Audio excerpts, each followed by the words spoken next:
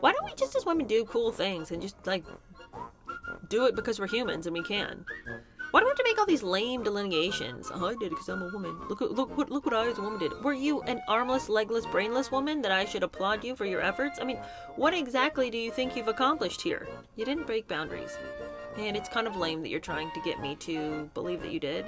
But I mean, at least you let us know what kind of people you are. You named your crew Team Take Up Space. The Take Up Space crew. So at least we knew exactly what kind of obnoxious we were dealing with.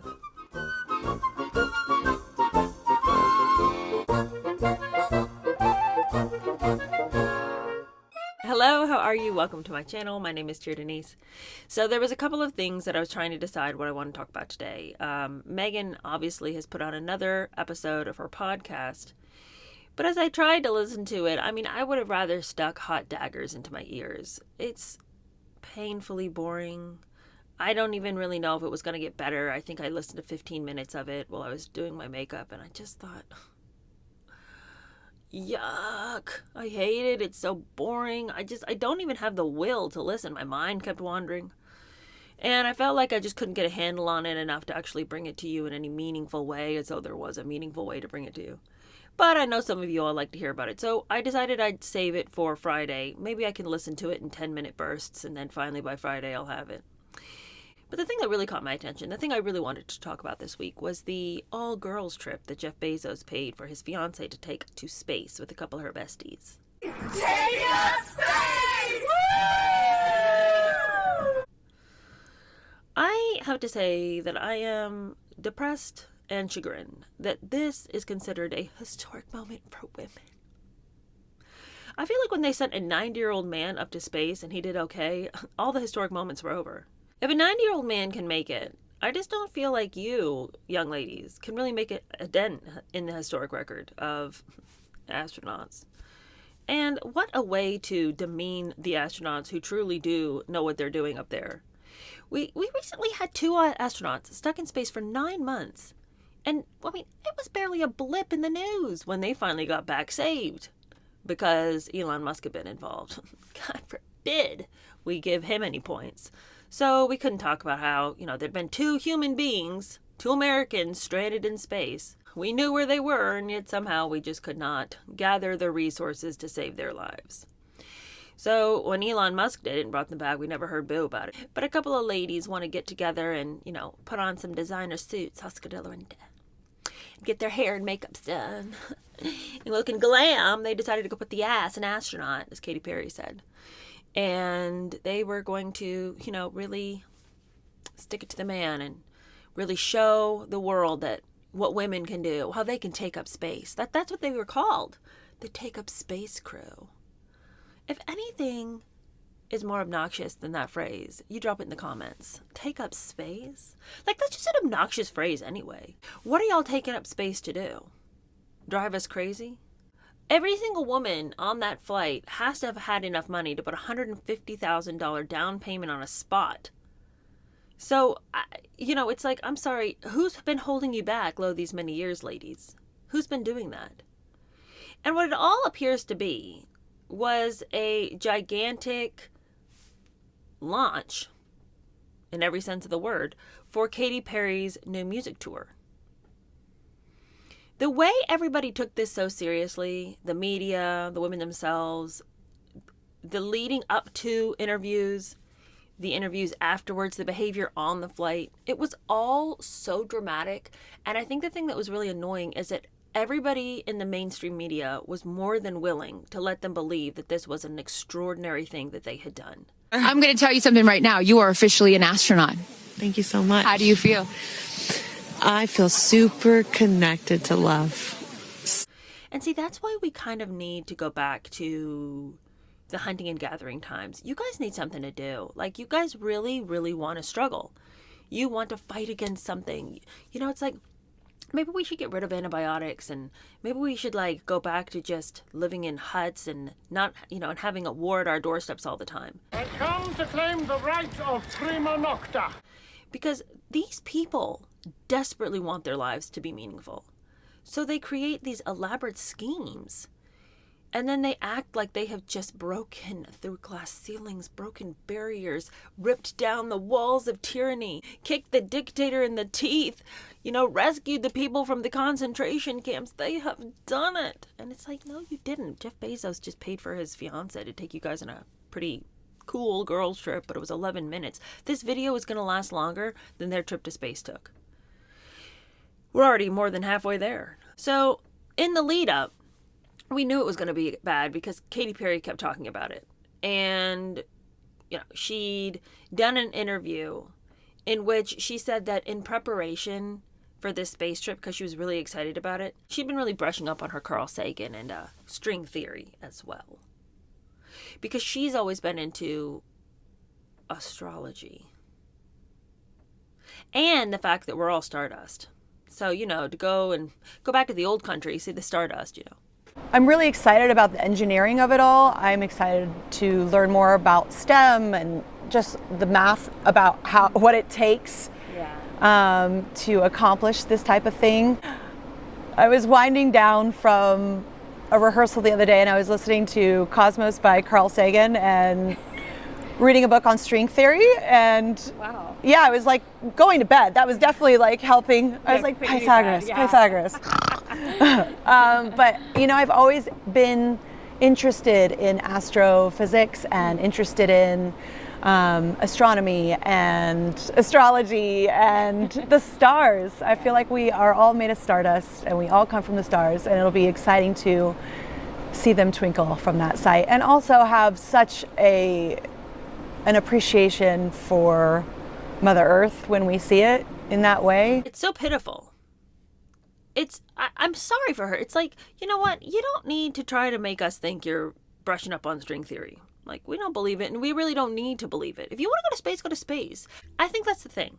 No one begrudges these women a cool trip. If you've got the money to do cool things, go do cool things. You don't have to live like you're poor just because somebody else is. Okay? And this whole thing where people, in the lower stratas of financial success want to be offended when people with money go do fun things, like, that's not even a point of contention. There's going to be lots of people in life who get to do things you don't get to do, right? Okay, so somebody else gets to do something fun. You don't have to get all butthurt about it. But if they had just said, if they just called it what it was, a joyride with a bunch of women who could afford to do something unusual, fine. People take girls' trips all the time. That they had to make this a media event. That they had to make this a thing about women empowerment. It's not, though. And if this is about you doing something for women, well, thanks for just setting us all back. You guys all acted dumb. You looked dumb. You were dumb. They all acted like they had one brain to spare between them. I don't know why they decided to get the ditziest group of women. And I'm not even talking about the fact that they wanted to look cute. Hey, I'd want to look cute. Everyone's going to be looking at me, okay? Because apparently it's a media storm now. I'm going to get my hair done. I don't mind if I sit in that glam chair, I'm not saying they couldn't have looked cute, but the whole thing was so geared toward their looks, towards their sexy little suits. Lauren's got her boobs out again. If this is about women, aren't we trying to break beyond the fact that women are pinups? Just something to look at, eye candy? I mean, here's the thing. On the one hand, we are pretty. Ladies, we do have something for the world. It's called beauty. And it's a powerful thing. So I'm not trying to say we have to hide our light under a bushel. Hardly. If you're pretty, be pretty. There's nothing wrong with that. But to make it so overtly about that, while at the same time trying to bring forth this message that you were breaking boundaries. Women have been to space before. There was a woman who was stuck in space for 9 months. She never got her due. If she can be stuck in space for 9 months and come back and everyone's like, hey, how come your hair's gray? What happened up there? Was it real stressful? Well, yeah, I was stuck in space. And also, how am I supposed to dye my hair? I'm in space. I feel like we aren't ready to take astronauts seriously. Because when real serious astronauts do real serious things, we have stupid questions like, why was your hair gray when you got back? Ugh, what happened? And then when stupid bimbos want to dress up and play Space Station, we act like they're doing something serious. You know? Okay, so we knew it was going to be dumb because of the leading up to interviews. And then right up into the point when they were about to get in, you know, we've got interviews from pitiful news anchors saying things like, there's lots of feelings going on. They've got all the feels. I'm hearing squeals and screams of joy. And it's like, squeals and screams of joy? They got all the feels. It's like everything about this felt so immature and middle schooly. Oh, there is so much energy here. In fact, I've already heard happy screams coming from inside the Astronaut Training Center. And these women are feeling all the feels, right? This is a very human emotion to feel energy, excitement, a dash of anxiety as you kind of teeter on the edge of history. But if this is what women are, like, is there like a third option? I don't want to be this. I hate this caricature of women. A bunch of bimbos with some rich friends went on a joyride and told us that it was breaking boundaries in a historic moment.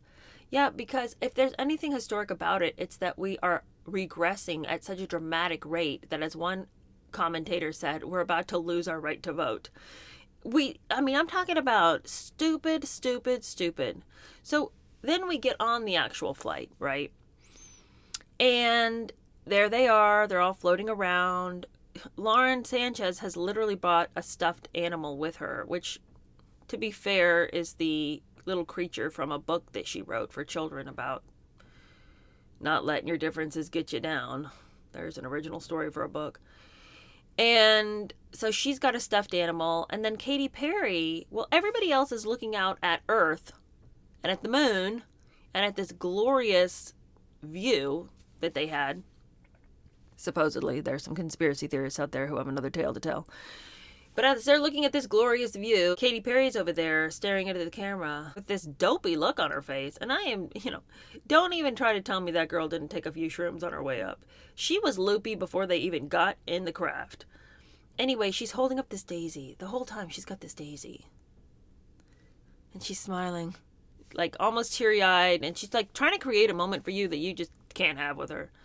And then she holds up a little card, and it's a butterfly card, and it's got her set of the music and all her songs for the tour that she's going to go on.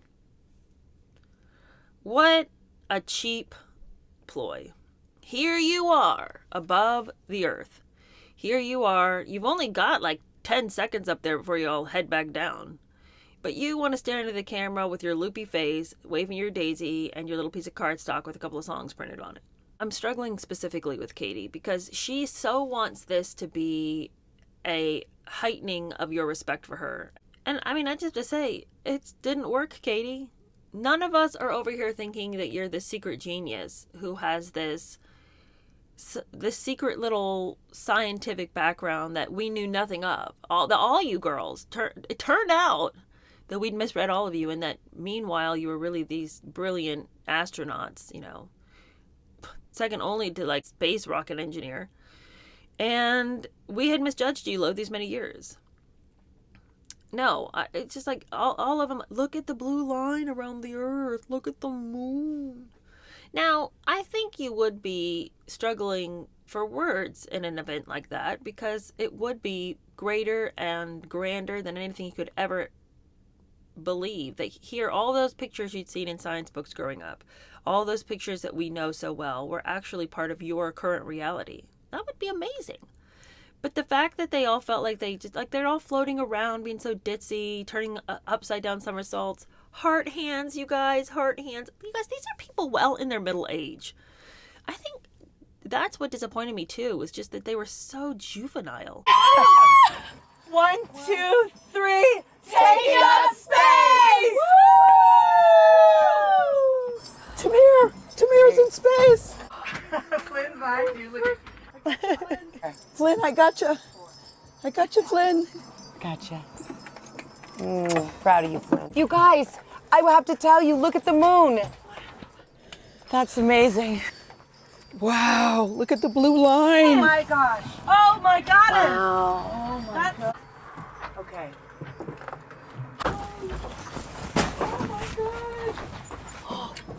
Whoa, whoa, whoa. That's amazing. I can't think of a crew of people I would want less to spend the sacred moment of being in space with. To be out in that environment, to see the handiwork that God had made from a direction I had never seen before, to see the stars in the sky, and to see in the distance the moon that I knew so well, but from a completely different vantage point. To be sitting above the firmament, above that haze over the earth, I would want to be still and quiet, and I would want to take it in and marvel at what God had made. And instead, we got Katy Perry with her daisy and heart hands from the rest of the crew and flipping somersaults and, tapping on the window. It would have just spoiled it so egregiously to have all this silliness going on. Anyway, they come back down. They had all their friends and family there waiting. Oprah's over there pretending to cry and pretending to feel meaningful that best friend Gail's going up. Gail was terrified, by the way. Gail did not want to do it. She did it mostly because she didn't want to hear Oprah keep telling her, you should have gone. And she comes down and says, I was really scared, but I'm really proud of myself because I didn't even get my ears pierced. I've never had my ears pierced. I was too scared for that. But look, I just went up to space. So she had her moment. Oprah's crying, tears of joy for her. And then Katy Perry gets down and, she's just theatrics. It's just so much drama. And she's got her little daisy. She's got that daisy. And she gets down and she kisses the ground. Because, thank you, Mother Earth. It's like, Katie, weren't you the one that just a hot second ago was telling us that it's because of the humans on Earth that are creating so many mosquitoes that are killing all the kids in Africa? Over in East Africa, climate change is helping spread mosquitoes and malaria, which already kills 800 children every day. And the forecast is conditions will worsen. And yet, you had to take a joyride up to space. Like, you cannot convince me that this is good for the universe. And Blue Origin's over there being like, yeah, but our spaceship, it runs off oxygen or, some such.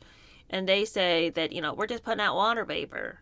Okay, well, but to create the rocket and to do everything else you're doing isn't just putting out water vapors. So, there's an argument to be had there. I just don't ever want to be lectured by another celebrity about how my humanity is the problem for Earth. Okay, well, when you guys decide not to take your joyrides up into space, you let me know how I can help the planet. But anyway, Katy Perry gets off and then they interview her and she explains why she had that daisy. Now, the first time I saw these videos circulating of her staring into the camera, high as a literal kite, and showing us her daisy, I was like, what? Katie, turn around. Look at Earth. It's right behind you. Yes, the daisy's pretty, I know, but the daisy came from Earth. Do you want to see the whole thing where that daisy came from? I just couldn't understand. And then I realized later, her daughter's name is Daisy. And this was the first time a lot of people had seen her daughter. Her daughter was there at the launch pad with Dad, Orlando Bloom, who sort of receded into the shadows. He's a very shadowy figure these days. Doesn't want to be seen. Made explicit demands not to be. And their daughter has never been seen. And so this was the first time people had seen her. But, this might be the last time she sees Mommy. So they were willing to trot her out. Imagine if something had gone wrong. You had literally brought her to the site of your mother's demise. But anyway, how could it have gone wrong? They were literally climbing in a Subaru and then getting back out. But anyway, little Daisy was there. And Katy Perry says that she brought the daisy. Yes, her daughter's name is Daisy. But really, the significance of the daisy is that it's a flower that is very common and grows anywhere and nothing can hold it back. Much like the women of this crew, the Take Up Space crew, much like that. And so the daisy was there to represent fortitude, I guess, perseverance, grit, determination. Everybody kept congratulating them as they got off. Oh, you're an astronaut, you're an astronaut, you're an astronaut. They aren't, though, you guys, because they didn't even have any control over the actual spaceship. They didn't. So I need to understand with you how they ever were able to get the title of astronaut. When they sent a dog up into space, way back at the beginning, the monkeys that went up, were those little friends astronauts too? Because they had as much power as these ladies did. I feel like if we've sent dogs up, I believe we've sent monkeys up. We've sent 90-year-old men up. For a crew of women to go up, that's not a historical moment. It's just not. And I think the other thing that really dimmed the, I don't know, I guess maybe the impressiveness of this is just the fact that Katy Perry was involved and kept trying to generate this sense of the sacred around this flight. She kept trying to act like this was like a universe thing. Like the universe had like told her this was something she was supposed to do. And her explanations of that is that she'd wanted to take a trip to space. And, you know, wrestling if that was the right choice. And then she found out that the logo was going to be a feather. And listen to this, you guys. Her mom calls her Feather. Okay, so tip number 1 that she better get her ass on that capsule. But then the little capsule, what do you think it's called? One guess. Tortoise. That's actually her mom's other nickname for her, so Feather and Tortoise. And so at that point, it was like if she didn't do it, like she'd probably like face some karma or something, you know, from the universe, because the universe was trying to tell her to go. You know, if she doesn't go see her Stardust relatives, how much does she really love the universe, you know? And how much can the universe love her back if she rejects? So anyway, after finding out that it was Tortoise and Feather, she went, but I think the thing that I was confused by is I thought it was called New Shepard. On the outside of the capsule, it says New Shepard, but in a bunch of interviews, she kept trying to say that it was called Tortoise. So I don't know if the universe screwed that one up or not, but anyway, she went, she came back, she was fine. People are trying to be positive and saying, well, you know, it does take courage to go. And in the age where everyone is falling out of the sky in their helicopters and private planes, I don't know how much I trust Jeff Bezos's rocket into the sky. So maybe it did take courage. I just feel like, you know, it's not like we were going to the moon. It's not like it was like the first women are going to Mars. If it was something like that, I feel like I could give them a bit more of their due. When I heard they were going to space, I don't know why I thought that was going to mean something, like they were going to go do something in space. Like, but as it turns out, they only trained for 2 days. And again, as I said earlier, they were not in charge of anything in that capsule. Their training consisted of them getting in and out of the capsule. Walk up the step, walk through the doorway. Walk out the doorway, walk down the steps. Sit down in your chair. Buckle up. And in zero gravity conditions, it might have been more arduous to get into your seat. Gail said she had some problems with that. So, you know, there was that. They needed to be told about the noises they would hear. Could have been scary, you know. And that parachute goes up, there's probably a bit of a noise. Had to learn about that. So, during this time of training, the announcers who were trying to like fill in quiet space as we watched them get ready and walk out and everything, we're talking, and the announcers were real into this, you know, really had bought into the idea that this was a historic moment that they got to report on, you know, because we got one woman from ESPN and one woman from like CNN or something, and you know, they're not astronauts, they know nothing of once they speak, but they want to let you know that after a couple of days of training like this kind of training, you really go from being friends and teammates to a family. And this right here is the moment that they've been training for. 2 days, becoming a crew, becoming a team. After you go through an experience like this, it's more than a team. It's almost like a family. You are so tight to go through something as intense as this. Okay, move over, Michael Scott. We have some new bozos in town. No, you don't. 2 days of learning how to buckle a seatbelt on and off, walking up and down steps, does not a family make. And I also just think that, as was pointed out by Megyn Kelly as she was reviewing this, and this is a good point well made, it used to be astronaut training was considered and was known as being quite arduous and difficult. And people would refer to something hard as astronaut training. But now you can just buckle on a seatbelt, sit in a real comfy chair in your designer clothes, and you're an astronaut. If you can just sit tight and go up and come back down, Babe, you're an astronaut. Way to break the boundaries, girl. It's disappointing that we have gotten to the point as women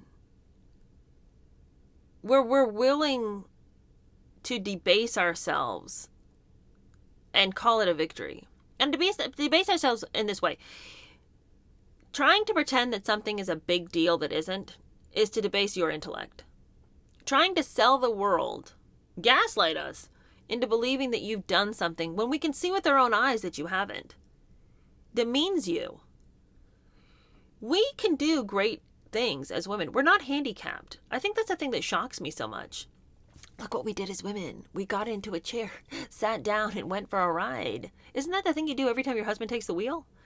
I don't know. I don't get what was historic about this. I don't understand. You know, it's historic in the sense that we're being told that something that's not impressive is impressive and we're all supposed to buy it. I feel like we're at a moment in history where the media is constantly feeding us propaganda. We can see with our own eyes that it's not so, and we're all just supposed to believe it's like nothing but propaganda everywhere you look. So in that context, I'd say we're in a historic moment of horrible media and faulty representation of the facts. But is this a historic moment because a couple of girls decided to go on a super expensive girls trip for a hot second? I mean, I think that money could have been better spent, I don't know, Turks and Caicos. Why don't you guys take a real fun vacation, okay? Why don't you enjoy Mother Earth? I would have been pissed, quite honestly, if I looked back at how much it had cost me to go on this and I had 11 minutes of a good time. And that's including takeoff and coming back down. I'm not even in the sky for 11 minutes. I'm not even in space for 11 minutes. And if I looked over my finances and thought, oh, damn, I just spent $150,000 to get a place on that flight. What if there's a couple of children in Africa who are being bitten by mosquitoes I could have helped? You know what I mean? It's like, what about these resources? And there's plenty of celebrities that were not having it, that came out and were like, what the heck is this? Embarrassment. And these are people who could have had their own seat on the flight if they wanted it. I mean, they could afford to do it. But it's like, stop trying to tell us that you're doing something important. Meanwhile, you're doing something in the very vein that goes against the other thing you were so worried about, which is global warming. Katy Perry's been crying about global warming for years. And now she wants us to cheerlead her and rah, rah, rah, Katy, you're so awesome. You are the girl. You are the woman. You're the one putting women on the map. But for you, everyone have forgotten that we could do anything. But look at you.